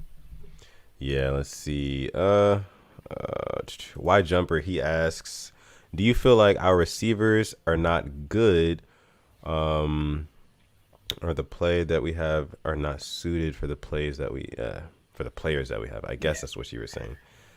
Are the plays not suitable enough for the players that we have, or are our receivers just not good? We've talked about this before. Mm-hmm. We think some of it's coaching too. I mean, schemes. Yeah. Yeah. It's not just the players, or so there's a lot. We don't develop wide receivers. Yeah. We really don't. I'm King 24. Shout out to you, my guy. He says Boykin is a sleeper. Boykin, is he a sleeper, or is he just like, I don't really see, and we talk about it a lot on this podcast, that dog mentality, you know what I mean? And for a guy his size and his speed, you would think that like he would be going up and getting over guys, running by guys, that sort of thing, in guys' faces. He'd be fired up, but like you never get that with Boykin. No, so in a way, he is a sleeper. He's a snooze fest sometimes. He is. He's a sleeper, all right. But we need him to wake up for sure in the playoffs. Another guy we need to wake up is Duvernay. We need to get Duvernay more targets. Yes. I agree with that. I think everybody in here can agree with that. When the ball's in his hands, he will. I think we had a jet sweep. I think he took it and he got us a first down. So when the ball's in his hands, he will get things he'll make things happen. So yeah. Spirit of Ogun, he says Dez got that dog mentality. That's right, man. Yes. We need that. Sean Carter says Boykin is getting better with Dez's help. Is there any confirmed news that Dez has been, working, with Miles? He's definitely Boykin? Been a mentor. I know he posted a picture of them too. Yeah. Was that the picture where they were both jumping? Yep. That was Miles Boykin. That's interesting. That's very, very interesting. You never know. I mean, Dez could be grooming up Miles Boykin to become that next Dez Bryant, Because Miles Boykin's still very young. Just drafted him out of Notre Dame last year. So I'm going to see if I can show you this. You can see that. That's Yep. Dez and Miles Boykin, and it says, just because they don't respect us doesn't mean we have to accept it. Eventually, they will respect us. Stay the courses. Yeah. That's a leader. The Dez has become a leader in that receiving room, and I love it. Yeah, he really is. He really is. And, you really can't ask for more than that from a guy like Dez Bryant, especially like later in his career and things like that. But let's see. K-Dog, he says, Dez needs to stop being just a red zone threat. I agree. I agree with it, but I just also Dez hasn't. I mean, he's on limited looks. He has limited opportunities, just like everybody else on this offense. You know what I mean? Like I said earlier, probably about an hour ago at this point. If you're a receiver on the Ravens, you're getting probably one good opportunity to drive if your name is not Mark Andrews. You know what I mean? So I don't know if it's necessarily that Dez isn't doing his part outside of the red zone, but I think it's just more so just the way our offense is run. We're kind of using him as a decoy in some situations. But I wouldn't mind, getting the ball into Dez's hands early, like on like a wide receiver screen, something like that, like we were doing against the Titans. Exactly. Yeah, exactly. And he just he turned up on him. So I agree, but then at the same time, I think it's just the way that our offense is run is why you don't see a whole lot of Dez Bryant. Yes. Real quick, we are at 291 subscribers. We have 77 people watching. If we can hit 300, before the new year. I'm not even saying tonight, just before the new year. If you like it, drop a like, drop a sub. About to hit 2021. Hopefully, like I said, we can win against the Bengals, get in the playoffs. We've really got something special. Special. Yeah. Very, very special. And, we're going to keep on going with this. And this is going to have fun even through the offseason, There's always something to talk about with football. Yeah, absolutely. Absolutely. But just going ahead, I wanted to transition a little bit into fantasy football. Fantasy football, all you guys here who have been watching the Purple Rain podcast, you guys know at the end of our show, we love to talk some fantasy football with you guys, see how you guys did. Yes. We tell you guys how we did. And this past week happened to be the Fantasy Football Championship. Okay. Now, for me, I was going into the Fantasy Football Championship with very, very high hopes. Hoping that I would win. And long story short, I lost. But I was supposed to win. Listen, I had my top three players are Derrick Henry, Tyreek Hill, and DeAndre Hopkins, all of which scored under 10 points in the fantasy championship, which doomed me because I just, and it's funny because that Green Bay versus Tennessee game, once I saw it was snowing, I was like, yeah, Derrick Henry's going to have a shit game. He's not going to do anything. Like, I just knew that was coming because, and I think a telecaster had said it, a couple weeks ago in one of their games, Derrick Henry, he's a big guy, but not in the legs so much. You know what I mean? Yeah. So I feel like his traction was probably messed up. Yeah, he'll truck you, but it's... Yeah. Can't always skip leg day. Yeah. You can tell he skips leg day sometimes. So, actually, while we're talking about fantasy, to everybody new here, we also... Ask us any question you want. That's what we finish the show off on. Ask us any question. I know there's some new people here. Ask me or ask Son anything. We will answer anything. Football related or not football related. It can be about anything. Just ask us a question. Yeah, we'll share it up here and talk about it. Yeah. But then also, I was actually still winning the game going into last night's Monday Night Football. Ooh. I was up 17.35 points. And my opponent, her name's Ashley. Who'd she have? She had Josh Allen. Oh, see, I have Josh Allen, so I know it didn't turn out good. Yeah, I was just hoping. I was hoping and praying that Bill Belichick could scheme up a defense to really get Josh Allen off of his game. Maybe he'd throw a couple interceptions, fumble the ball once or twice, but it just did not happen. And long story short, I lost my fantasy football championship, and I was so sad about it. But, there's always next year. There is. Now, do you get a second place prize? Or is it all the winner?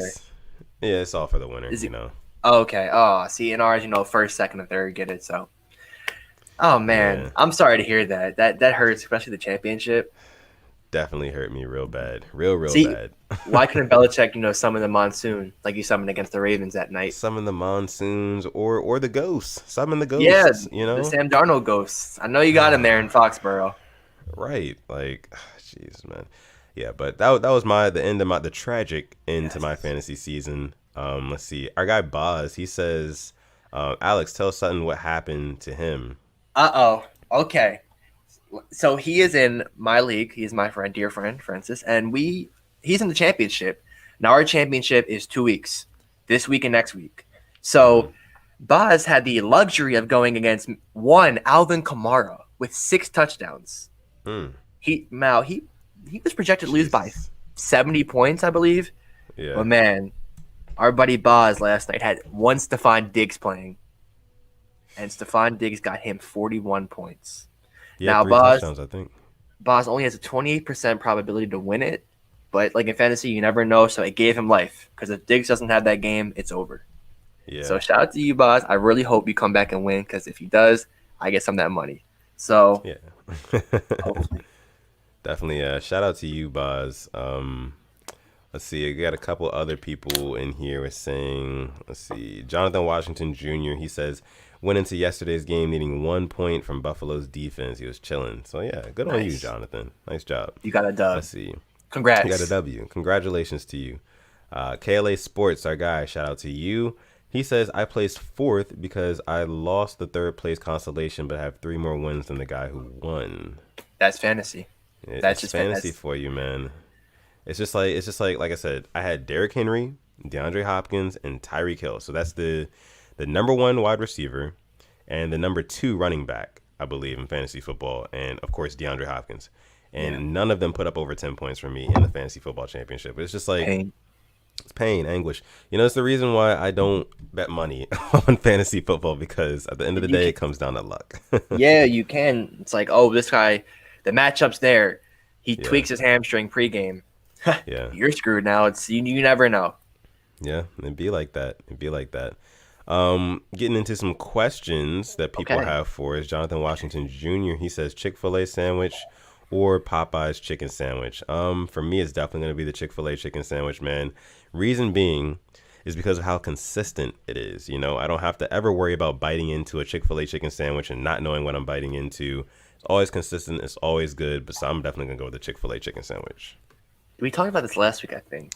I think we did. I think I said Chick-fil-A, but Popeyes is very good. Popeyes is very good, but I'm going to go Chick-fil-A, I'm pretty sure. Okay. Let's see. That's first like name, that's last like name. That's like a new like dog or cat question. Chick-fil-A or that's a new one. Popeyes. Let's see. First name, last name. He says, should the Ravens sign someone like Antonio Callaway, a not huge receiver pickup, or a big pickup like Allen Robinson or Kenny Galladay, or should they draft early or should they draft late? All for wide receiver, huh? I like this question because I want to bring up a name to the chat about a receiver that I saw on Twitter.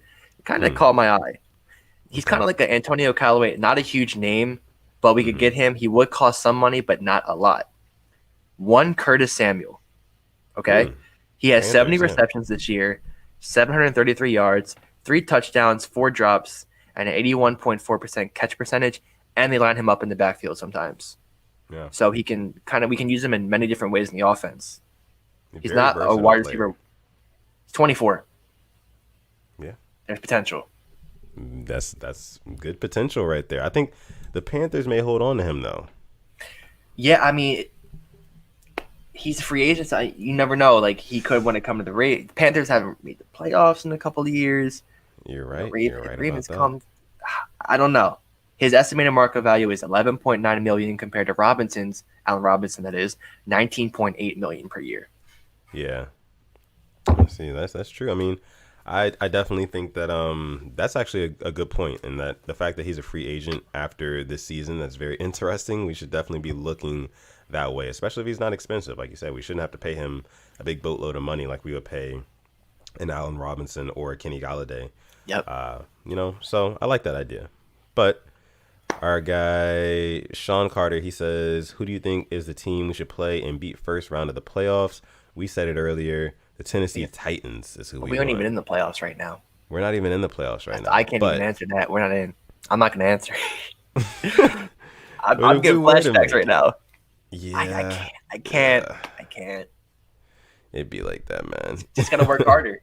Get in there. Nobody cares. Work harder. Exactly. Jonathan Washington Jr., he also asks us should the Ravens pick up Jaron Curse for extra DB depth. He's big and can cover tight ends. I'm so glad you brought this up because I 100% want him, especially with Geno Stone not being on the Ravens anymore. We need safety help. We saw Deshaun Elliott hurt his hand last week. What happens if he's hurt? We send Anthony Levine as a safety? No. Yeah. I'm cool with that. I would love to have him. That's true. I mean, I agree. Absolutely agree. We got a couple people in here who were responding to the Chick-fil-A or Popeyes. Boss says Chick-fil-A is goated. Absolutely. KLA Sports, Chick-fil-A the GOAT. Yeah, Chick-fil-A. Emmanuel says Popeyes. Popeyes, okay. See, Popeyes is really good too. It kind of depends what you're in the mood for, but your point. There have been times where I get a Popeyes chicken sandwich and it's not the same as the one I had before. Yeah. I'm like Chick-fil-A. Let's see. KLA Sports, he also asked, do you think the Ravens really need guards? I know we need a center, but I think Bozeman and Phillips are good at guard. I do not disagree.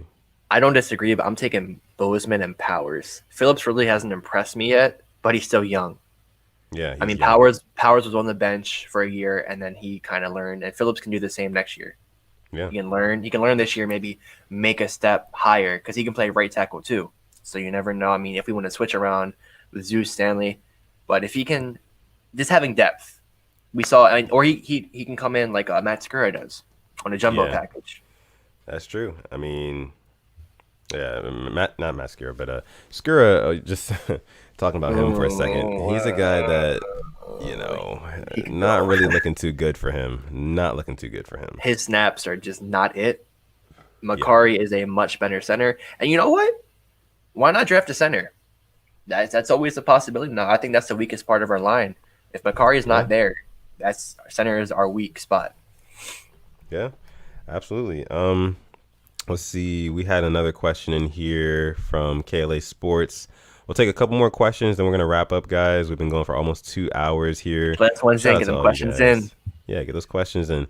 KLA Sports, he says, what do you think about getting Clemson's offensive coordinator, Tony Elliott, that is, as our new offensive coordinator? He worked with Deshaun Watson, Trevor Lawrence, and even helped develop Etienne. See, man, the thing about offensive coordinator, we're in a very weird situation right now because we've been playing good football on the offensive side of the ball for the past couple weeks now. And I feel like it's gotten to the point where, like, even if we don't do anything in the playoffs, if we go one and done, something like that happens, we're probably still going to hold on to Greg Roman. Yeah. Yeah. It depends how we lose, I'd say. It depends the type of loss we take. True, if it's another like Titans game, but if it's kind of like if it's a Browns game and we lose that game, it's not his fault. If it's a Titans game where the offense just shits the bed, then it's his fault. Yeah. But I wouldn't be against it if we have an opening at offensive coordinator. Yeah, I wouldn't be against it either. Broskis, he says, how do you think the Ravens will perform in the playoffs? I mean, like Alex says, right now, we're not in the playoffs. But if, like, in terms of how we will perform, it's so hard to say, you know. This is one thing that I don't want to predict, you know. One thing that I do not want to predict. So I'm not sure how we'll perform. Hopefully we perform well. I think it's going to come down to, can the coaching staff keep their heads on straight, you know, at all points in the game? If we go down early, say, the team jumps out to a 10-point lead on us in the first half, do not panic. You know, let's play our game and we'll work our way back into it. I think, yeah, that's how the Ravens will do in the playoffs, as good as the coaches do. Let's see. What else do we have here? All right, so this is a good question here. Derek Ritter, my guy, he says, if the Ravens make it to the Super Bowl, what NFC team would you want to see them play? It's a good question. Ooh. You know what? See, I don't know. I personally, I would want I want the Packers or I want the Seahawks. If we get the Packers, you know Zadarius Smith is going to have a day. You just know it's going to happen. That would just be good all around. Seahawks would be good too. Yeah, their defense would be cool. See, their defense is stepping up, but we have to look at who they've played recently. You know, they haven't played the best of teams. I can rock with that. Either one of those two. or the Saints. Packers, yeah. Ravens, Saints, because both of those teams have been quote unquote choking the past couple of years. So seeing both of those teams make it to the big dance could be different. So I'll go pretty cool Saints or Seahawks. Yeah, it's like, and I think maybe, I'm not sure if anybody in the chat took the question the wrong way. Like, who would we want to play? Like, who would be the easiest matchup? But no, I mean, because at the end of the day, if a team makes it to the Super Bowl, they got to be the best of the best, Yeah. Other than, a couple years ago when the Rams and the Saints, were in the NFC Championship game. It was the Rams and Saints, right? Yeah. With the pass interference. I remember that. Yeah. Yeah. So, but yeah, I think that the Seahawks would definitely be a cool team to face. I would love a Bird Bowl. I think that would be dope. And if we play the Packers and beat them, that would be cool as well. I wouldn't be against the Rams. That'd be my two favorite teams playing, Ravens, Rams. But obviously, want the Ravens to win. But they need to make the playoffs like us. We still both of those teams haven't clinched, so it's hard to say. Absolutely.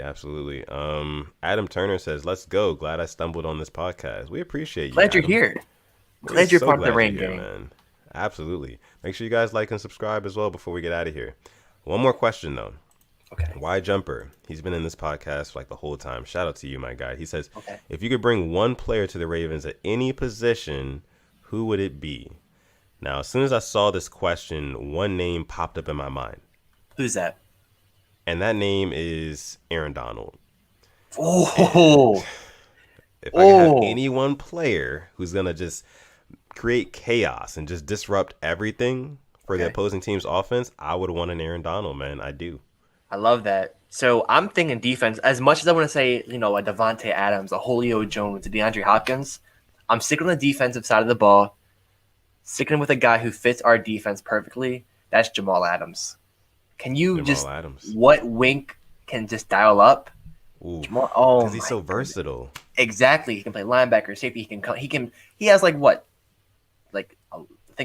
think it's around 10 sacks as a safety. Come on. Yeah. He would fit perfect in this defense. Donald would too. That would be fun. That would be. Goodness. I like that question. Would it? I love that question, man. Hopefully, really we have somebody who can pan out to be like an Aaron Donald-esque-ish type player. I don't know. Yeah. Maybe Amadabike. You never know. Amadabike? He's showing signs. Your mic's muted, bro. Oh. Whoops. Can you hear me? No, still muted. Wow. It's all good though. I mean, while you figured that one out, let's see. Yeah, man, Aaron Donald, absolutely straight game wrecker. I know that's right, man. KLA Sports says he want either Julio or DeAndre Hopkins. I don't know, man. It's just those like top receivers. Like I said, I don't think they really want to play for us, since we're a run first team. Boss says Donald will bring a Super Bowl to Baltimore. That's so factual. But yeah, man. Oh wait, can you guys hear? You guys can hear Alex. I just can't hear Alex. What's going on? Am I tripping? Did my AirPods die? My AirPods might have died. Wow. Yeah, but they didn't let me know they died. That's crazy. Let's see. Yeah, my AirPods are acting up big time right now. Yeah. Pain. Give me a second, guys.